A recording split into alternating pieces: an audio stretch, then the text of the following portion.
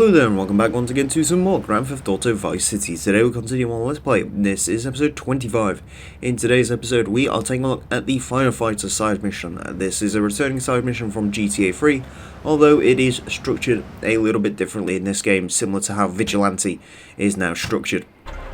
Interestingly, a quick note to make before we get into this, the fire truck only has one spawn point. Unlike in GTA 3, where each island had its own fire department and each island had its own fire truck spawn, this game does not have that. There is only one fire headquarters, and that is in downtown. That's the only fixed spawn point for the fire truck. You can get this thing to spawn on East Island, Starfish Island, Prawn Island, wherever, if you start a fire. However, in terms of just picking one up straight from the spawn point, you do have to go ahead and travel into the downtown district and grab it from there, which is a little bit weird. However, there is a pretty good reason for this. Unlike in GTA 3, where there was 20 fires to put out on each island, in this game it is structured similar to Paramedic. There are 12 levels to complete, and each 12 levels, level 1 starts with just one burning car, as it was in GTA 3. If you don't remember in GTA 3, all you have to do is put out one fire on a car, and that's the end of that. However, in this version of Firefighter, you put out the car, but also afterwards a pedestrian will get out the car past level 2, and he'll just start running around on fire. At level 3, 2 pedestrians will be on fire. At level 4, 3 pedestrians on fire, and then at level 5 I think it starts splitting off into where you have 2 cars to put out. So it is a little bit strange in that. I guess it makes it a little bit more challenging.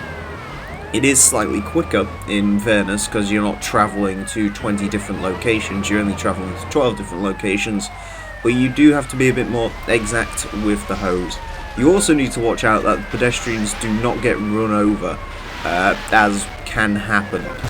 They can get run over by traffic, so you sort of need to watch out for that. I have no idea what the hell's going on here. But yeah, as you can see, they also run away, which isn't good, and unlike in San Andreas, the follow-up game to this, where Firefighter is still a side mission, if you spray people with a water cannon in that game, they fall over. In this game they don't do that, so you can't actually keep them in one area, they'll just sort of run around. Oh, never mind, the car's moving. That's another thing as well, although in fairness that's not particularly difficult. The water cannon goes pretty much where you want it. It has got a decent splash area on it as well. This isn't massively difficult, it's just a bit frustrating when other cars get in your way, or the pedestrians can run into different places. I think I've had them run into Pizza Stack and stuff like that before, so they can be a little bit awkward in terms of where they want to run away and go to. But yeah, there you go. Anyways, Firefighter, out of Vigilante and Paramedic, this is probably the easier of the side missions to do. Again, there are 12 levels, but they are much quicker, and it is a much easier side mission overall. In order to complete, or once you complete it, however, you do get the weakest sort of reward from this. I'm forgetting my words, I do apologise. You do get the weakest reward. If you complete Paramedic, you get 150 health. If you complete Vigilante, you get 150 armour. If you complete Firefighter, you become fireproof. While this isn't a particularly awful reward, it's not something I would deem really worth it, especially considering I don't think you ever come across a fire-based weapon used by a AI in this game. So it's more just for not setting yourself on fire when using the flamethrower, and more importantly the Molotovs. Do not get me wrong, for a few rampages involving Molotov cocktails that is useful, however overall it isn't particularly useful. Anyways, I will of course speed up the footage because you get the gist of what's going on here, and away we go. Yeah, again, it's pretty simple, can be a bit frustrating when they run away. They do run into all sorts of different directions.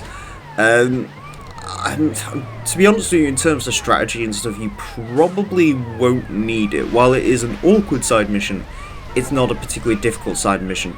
You can see here the guy actually runs into the Pizza Stack. I might recommend not doing this in downtown just to avoid the amount of areas they can run into, but that's where I decided to start because the fire engine's there. If I had to make a suggestion, I guess Vice Point, but then again you could probably run into the airport, and the airport has a big interior as well. They do just sort of run all over the place. There's no real pathing to them, so I guess it's just a case of keeping track of where they're going. Thankfully, they can't burn to death, unlike in normal gameplay. They won't simply just sit there and burn to death. They will just run around on fire until the time limit expires, which is nice, and you do get a generous time limit.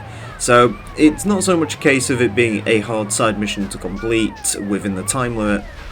It's more a case of it being a hard side mission to put yourself through, because it can get a bit irritating when they just sort of run.